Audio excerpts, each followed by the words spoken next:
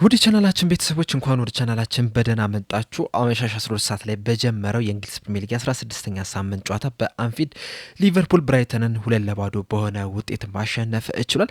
የዚህንም ጨዋታ ማች ሪያክሽን ይዤላችሁ መጥቻለሁ። እስከ መጨረሻው ደቂቃ ድረስ አብራችሁ ቆይታችሁ እንድትከታተሉት በአክብሮት ትጋብዛለሁ። በጨዋታው ዙሪያ የተመለከታችሁትን እንደዚሁም የጨዋታው ኮከብ ለእናንተ ማን ነበር ሀሳባችሁ እንዳለ ኮሜንት ሴክሽን ላይ በመጻፍ እንድታሳውቁኝ፣ እንደዚሁም ሰብስክራይብ፣ ላይክ፣ ሼር እያደረጋችሁም የቻናሉ ቤተሰብ እንድትሆኑ በአክብሮት እጠይቃለሁ። አሁን በቀጥታ ወደ ማች ሪያክሽኑ የምንገባ ይሆናል።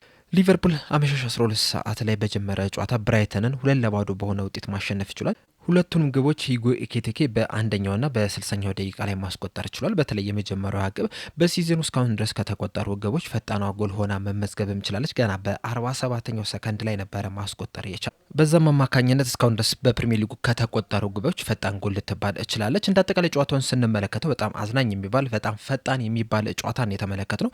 ከሁለቱም ክለቦች ጥሩ ፉክክርን የታየበትም ጨዋታ ሆኗል። ጨዋታው ሲጀመር እንግዲህ ሊቨርፑል በፈጣን እንቅስቃሴ ነበር የጀመረው። በዛም አማካኝነት 47ኛው ሰከንድ ላይ ጎል ማስቆጠር ችሏል። ከዛ በኋላም የመጀመሪያዎቹን 5 ደቂቃዎች ሊቨርፑል የተሻለ መንቀሳቀስ ችሎ ነበር። ከዛ በኋላ ግን ለቀጣይ 10 ደቂቃዎች ብራይተኖች ኳሱን በደንብ ተቆጣጥሮት ነበረ። በተደጋጋሚ ወደ ሊቨርፑል የግብ ክልልም ሲደርሱም መመልከትም እችለን ነበረ። ጥሩ የሚባሉ ቻንሶችንም ማግኘት ችለው ነበረ። በተለይ ደግሞ 13ኛው ደቂቃ ላይ አሊሰን ቤከር ያዳናት ኳስ ምናልባትም ብራይተኖች አቻ ሊሆኑ የሚችሉባት አጋጣሚ ነው የነበረችው። ከበረኛው ጋር ተገናኝቶ ነበረ። ነገር ግን አሊሰን ቤከር ያችን ኳስ ሊያድና ችሏል እንጂ ምናልባትም የጨዋታው ሂደት ራሱ ሌላ መልክ ሊይዝ የሚችልበት እድል ነበረው። ምክንያቱም እንግዲህ ሊቨርፑል በዚህ ሲዝን ጎል ከተቆጠረባቸው በኋላ ሲወዛገቡ መመልከት ችለናልና ያቺ ያዳናት ኳስ እንግዲህ ለሊቨርፑል ማሸነፍ በጣም ከፍተኛ ሚናን መጫወት ትችላለች። ከዛ በኋላም ብራይተኖች ኳሱን በደንብ ይዘውት ነበረ። ነገር ግን ከ17 18 20ኛው ደቂቃ ጀምሮ ደግሞ ሊቨርፑል የተሻለ ኳሱን መያዝ ችሎ ነበረ። በተደጋጋሚም ወደ ብራይተን የግብ ክልልም ሲሄዱ መመልከት ችለናል። እንደዛም ሆኖ ግን ሊቨርፑል ኳሱን በያዘበት ሁላ በአንዳንድ አጋጣሚዎች ብራይተን በቀላሉ ነበር ወደ ሊቨርፑል ግብ ክልል ሲደርሱ የተመለከት ናቸውና አሁንም የሊቨርፑል መሀሉ ላይ መከላከሉ ላይ ችግር እንዳለበት ወይም ክፍተት እንዳለበት የተመለከትን ይመስለኛል። ከዚህ በተጨማሪም ብራይተኖች በዋነኝነት በተለይ የመጀመሪያው አጋማሽ ላይ ሊያጠቁ ፈልገው የገቡት በሊቨርፑል የቀኝ ክንፍ በኩል ነው የነበረው። ሚንታ እንግዲህ በዛ በኩል ነው የሚጫወተውና በኬርኬዝ በኩል በተደጋጋሚ ኳሶች ሲደርሱ ነበረ። ነገር ግን በዚህ ጨዋታ ላይ ኬርኬዝ ምርጥ የሚባልን ምሽት ማሳለፍ ችሏል።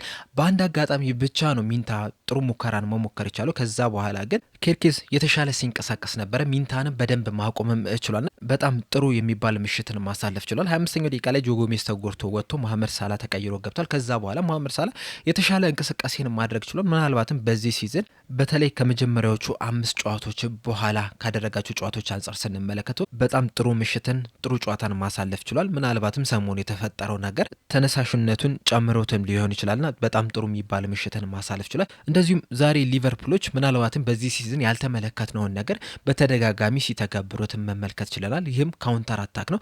በተደጋጋሚ በካውንተር አታክ ወደ ብራይተን የግብ ክልል ሲደርሱ መመልከት ይችለናል። ምናልባትም ከ2-0 የበለጠ ጎልም ማስቆጠር የሚችሉባቸውን አጋጣሚዎች አግኝተው ነበረ።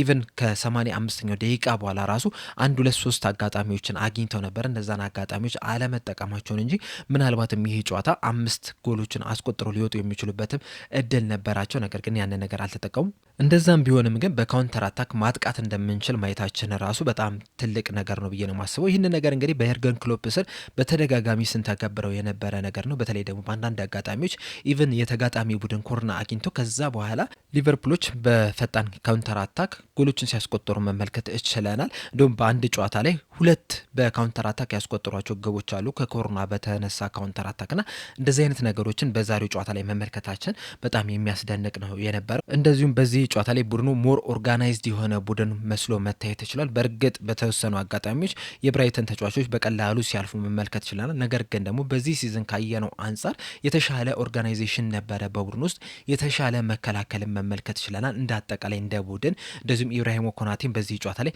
ድንቅ የሚባል ምሽትን ማሳለፍ ማሳለፍም የቻለበት ሁኔታ መፈጠር ችሏል።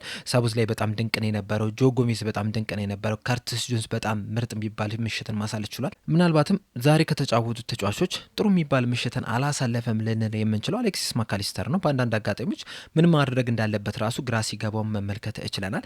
ምናልባትም አዲሱ ሚናውን ቶሎ ያለመደውም ይመስለኛልና ትንሽ ግራ ሲጋባ መመልከት ችለናል። ከሱ በተጨማሪም ደግሞ አንዲ ሮበርትሰን ተቀይሮ ከገባ በኋላ ራሱ ትንሽ ግራ መጋባት ነገርን የተመለከትኩበት ይመስለኛል። በተለይ እሱ ተቀይሮ ከገባ በኋላ ሌላ ጊዜ ቢሆን ኖሮ ሚሎስ ኬርኬዝን ቀይሮ ነበረ የሚገባው። በዚህ ጨዋታ ላይ ግን መጨረሻዎቹ ደቂቆች አካባቢ ሮበርትሰን ተቀይሮ ከገባ በኋላ ሁለቱም ሜዳ ላይ መመልከት ችለናልና አንዲ ሮበርትሰን በማጥቃቱ ሂደት ቡድኑን ሲያግዝ ነበር። ነገር ግን በመከላከሉ ላይ ግን ትንሽ ግራ የተጋባ የቱ ጋር መሆን አለብኝ የሚለው ነገር ራሱ ያወቀ አይመስልም። እንደዛም ቢሆንም ግን ወደፊት በሚሄድበት ሰዓት የተሻለ እንቅስቃሴን ሲያደርግ መመልከት ችለናል። ቅድም እንዳልኳችሁ በካውንተር አታክ በሚሄዱበት ሰዓት በአንድ ሁለት አጋጣሚዎች ላይ ጥሩ የሚባል ኳስን ማቀበል ችሎ ነበር። ነገር ግን እነዛን ኳሶች ተጫዋቾቹ አልተጠቀሙበትም እንጂ ምናልባትም አሲስትም አድርጎ ሊወጣ የሚችልበትም እድል ነበረ። ከዚህ በተጨማሪም ግን በዚህ ጨዋታ ላይ ሁለት ጎሎችን ያስቆጠረውን ሂጎ ኤኪቲኬንም በደንብ ማድነቅ ያለብን ይመስለኛል። በተከታታይ ሁለት የፕሪሚየር ሊግ ጨዋታዎች ላይ ሁለት ግቦችን ማስቆጠርም ችሏል። ከሊድስ ጋር በተደረገው ጨዋታ ላይ ሁለት ጎሎችን አስቆጥሮ ነበር። በዚህ ጨዋታ ላይም ሁለት ጎሎችን ማስቆጠር ችሏል። በዚህ ጨዋታ ላይ ግን ጎል ከማስቆጠሩም በላይ ጥሩ የሚባልን ምሽት ማሳለፍ ችሏል። ጥሩ ሲንቀሳቀስ ነበር። የተለያዩ እድሎችንም ሲፈጥር ነበር። በእርግጥ አንዳንድ ውሳኔዎች ላይ አሁንም የሚቀሩት ነገር አለ። በተለይ ማቀበል በሚኖርበት ሰዓት ራሱ ሲመታ የተመለከትንበት ሁኔታ መፈጠርም ችሏልና እነዚህን ውሳኔዎች የሚያስተካክል ከሆነ ከዚህ የተሻለም ተጫዋች መሆን የሚያስችለው ብቃት ያለው ተጫዋች እንደሆነ እንግዲህ በዚህ ጨዋታ ላይ የተመለከትን ይመስለኛል። የጨዋታው ኮከብም ተብሎ መመረጥም የቻለ ተጫዋች ነው። ከሱ በተጨማሪ ፍሎሪን ቪርስም ድንቅ የሚባል ምሽትንም ማሳለፍም ችሏል። ቀደም እንደነገርኳቸው አሊሰን ቤከርም በጣም ምርጥ የሚባልን ጊዜን ማሳለፍ ችሏል። እንደ አጠቃላይ እንደ ቡድን በጣም ጥሩ ምሽትን ማሳለፍ ችሏል። በተከታታይ 5 ጨዋታዎችን አልተሸነፍንም። እንደዚሁም ደግሞ ከኢንተር ሚላን ድል በኋላ አሁንም ተከታታይ ሁለተኛ ድልን ማስመዝገብ እችለናልና ይህ ድል ለተጫዋቾቹ ኮንፊደንስም በጣም ከፍተኛ ጥቅም እንደሚሰጥም በቀላሉ መረዳት የምንችል ይመስለኛል። በጨዋታው ላይ እንግዲህ ሊቨርፑል 18 ሙከራዎችን ማድረግ ችሎ ነበረ። ነገር ግን ከነዚህ 18 ሙከራዎች 4ቱ ብቻ ነበሩ ኦን ታርጌት መሆን የቻሉት። ብራይተኖች በበኩላቸው 14 ሙከራዎችን ማድረግ ሲችሉ አንዷ ብቻ ነበረች ኢላማን የጠበቀች ሙከራ የነበረችው። ነገር ግን በኤክስፔክትድ ጎል ከተመለከተን የብራይተን የተሻለ ኤክስፔክትድ ጎል ነበራቸው 1.96 ኤክስፔክትድ ጎል ሲኖራቸው፣ ሊቨርፑሎች በአንጻሩ 1.82 ኤክስፔክትድ ጎል ነው የነበረውና በዚህ ደረጃ የብራይተኖች የተሻለ ነው የነበረው። በዚህ ጨዋታ ላይ እንግዲህ ሊቨርፑል ጎል አልተቆጠረበትም፣ ክሊንሺት ይዞ መውጣት ችሏል። ነገር ግን ደግሞ ክሊንሺት ይዘን የወጣንበት ምክንያቶች ሁለት ናቸው። አንደኛው አሊሰን ቤከር በጣም ምርጥ ነው የነበረው፣ ሁለተኛው ደግሞ እድለኞችም ጭምር ነበረ። ምክንያቱም የፈጠሩትን እድሎች ስንመለከት በተለይ ሁለተኛው አጋማሽ ላይ 50ኛው ደቂቃ ላይ ያገኙት ቻንስ ጎሜዝ ያልተጠቀመባት ማለት ነው። ምናልባትም ያችን ኳስ ትንሽ ነካ አድርጓት ቢሆን ኖሮ ወደ ገብነት ትቀየር ነበረ። እንደዚሁም ደግሞ በ13ኛው ደቂቃ ላይ ራሱ አሊሰን ቤከር ያዳናት ኳስ፣ እነዚህ በእርግጠኝነት ጎል መሆን የነበረባቸው ኳሶች ናቸውና አንደኛው አሊሰን ቤከር አዳነው፣ ሌላኛው ደግሞ እድለኞች ስለነበርም ወደ ግብነት ሳይቀየር ቀርቷልና አንዳንድ ጊዜ ጨዋታዎች የምታሸንፈው በጣም ምርጥ ስለሆንክ ብቻ አይደለም፣ እድለኛ መሆንም ያስፈልጋል። በዚህ ጨዋታ ላይ እድለኞችም ነበርን። በጣም ምርጥ የሚባለ እንቅስቃሴ ማድረግ የሚችላል። ከዚህ የተሻለውም ጎል ማስቆጠር የምንችልባቸውም አጋጣሚዎች ነበሩን። ነገር ግን አንዳንድ ጊዜ የምትወስናቸው ውሳኔዎች ጎሎችን እንዳታስቆጥር ያደርጋልና ያንን ነገር በዚህም የተመለከትን ይመስለኛል። በአጠቃላይ ግን ሊቨርፑል ዛሬ በጣም ምርጥ የሚባል ምሽትን ማሳለፍ ችሏል። በጣም ምርጥ የሚባል እንቅስቃሴን ማድረግ ችሏል። መከላከል ላይ አሁንም መስተካከል ያለባቸው ነገሮች አሉ። መሀል ላይም አሁንም መስተካከል ያለባቸው ነገሮች አሉ። ነገር ግን እንዳጠቃላይ ከተመለከትን ግን ካለፉት 15 ጨዋታዎች መካከል በተለይ ከማድሪድ እና ከአስቶን ቪላ ጨዋታ ውጪ በጣም ምርጡን ጨዋታ የተጫወትንበት ጨዋታ ነው ብዬ ነው የማስበው። የእናንተን ሀሳብ እንዳለ ኮሜንት ሴክሽን ላይ በመጻፍ አሳውቁኝ። በጨዋታው ላይ ምን ተመለከታችሁ? ለእናንተስ የጨዋታው ኮከብ ማን ነበረ? ሀሳባችሁ እንዳለ ኮሜንት ሴክሽን ላይ በመጻፍ አሳውቁኝ። ለአሁን እኔ እዚህ ላይ አበቃው። በቀጣይ በሌላ እስከምንገናኝ ድረስ ሰብስክራይብ፣ ላይክ፣ ሼር ማድረግ እንዳትረሱ። ጀር ያቆየን።